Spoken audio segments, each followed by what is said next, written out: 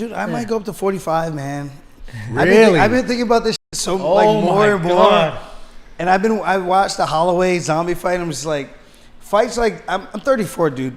I just turned 34 on July 31st. I'm a Leo, and I want to end my career with fights that excite me.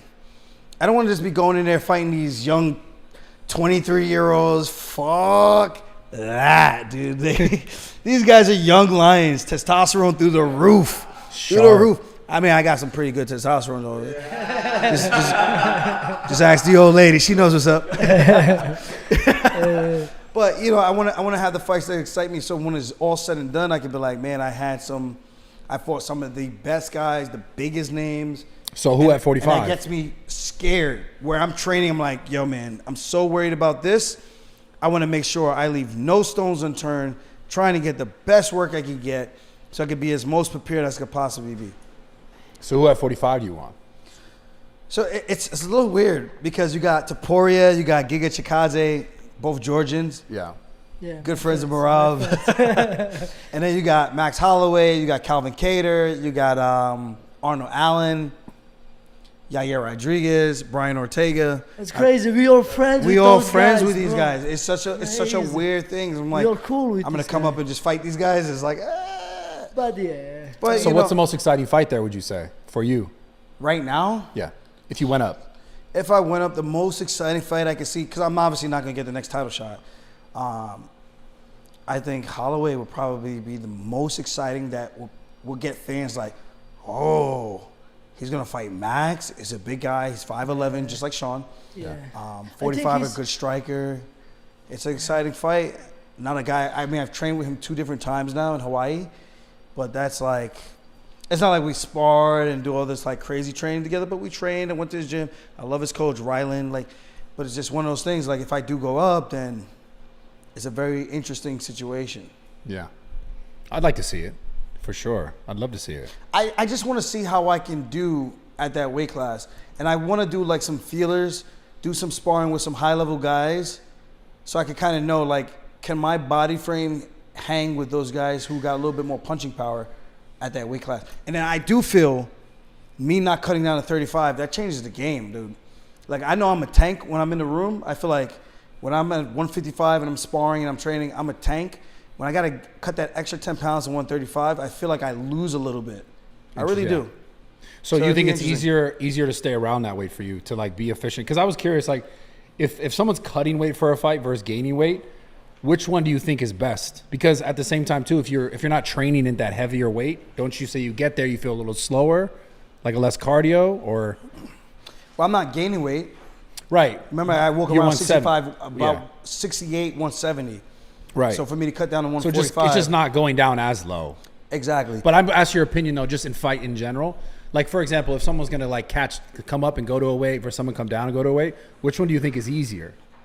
Come down and go to a weight versus come up and go to a weight. I think it depends on skill set. I really do. And it depends on who's cutting the weight the right way, who's hydrating the right way, who's going up the right way. I think skill set, deficiency. So just nutrition skill set or fight skill set. I think a little bit, I think it's everything involved. You can't have one without the other and think that something else isn't gonna lack. Right. You can have the skills, you can't cut the weight the right way, it's gonna hurt you. You can have cutting the weight the right way, you can lack the skills, it's gonna hurt you. You gotta have a good balance of both. Okay. Who are, in your opinion, what are the top 5 most influential UFC fighters? Influential? Influential. Conor McGregor, obviously. You say number, are you gonna rank them in numbers or just? No, I'm just gonna say names. Okay. I don't wanna get crucified. John Jones, obviously Royce Gracie. Yeah. I think you have to have those 3 guys in there. John with the spinning attacks, Conor with just like everything from being a pioneer, 2-division champion. The next 2 guys, influential. I feel like you can't, between GSP and Anderson Silva, I feel like you maybe have to have both of those guys. Yeah. Was that 4? That's 4. 4, 5, technically. Is that 5? It's 5. That's 5, you said. What about Khabib? Conor, GSP, John Jones. You said Gracie. Royce Gracie. Who's the other one I said? Anderson Silva. Silva, GSP and Yeah. Yeah. What about you? What do you say on that? I would say John Jones. I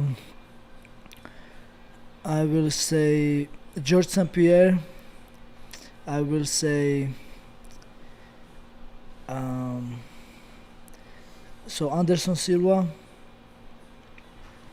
I will say Jose Aldo, Oh, okay.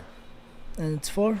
Yeah, it's 4. And One more. Number 5. Dylan. Yeah. Cause I spit hot fire. I got my friend Aljamain stand. No. That's love. Come on. Yeah. So what do you think it takes? You guys can both answer this too. What do you think it takes to be one of the most influential UFC fighters? To be influential, Yeah.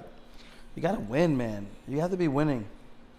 Well, you said, and I think it's also character as well. Like, because you talk about Conor, his biggest, like, I mean, he shifted the game. Yeah. Not just because he was a great fighter, but also because he was like this larger than life character. Because Conor showed that it's not just fighting. He showed that it's also entertainment. Yeah. You have to be able to do both. You want to make money, you got to be an entertainer at the same time. I was leading up to this fight with Sean O'Malley thinking, like, I want to have a moment or moments in this fight where I could do stuff and either do like some olays and kind of like play it up because I know the audience is going to be so huge, but I never got the opportunity because the way he fought, it was just like there was no opportunity that presented itself for me to do anything like that. I was like, well, this is going to be the fight, so it is what it is. But I think when you have those moments like Nick Diaz, he hits Leon Edwards with a freaking, what was it, a right hand or left cross that stuns him. Literally 10 seconds at the end of the round, and he just points at him, and that's a moment. Yeah. It's just like, oh, he won the fight.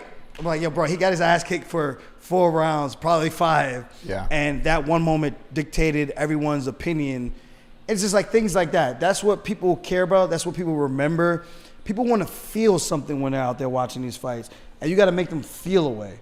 Yeah. So that's one of the things I learned about being in the sport and trying to deliver entertainment. Like, I know people are probably gonna be like, oh, your title run is suck my dick. But yeah. What about you? What do you think it takes for a UFC fighter to be influential? Of course, talent plus hard work.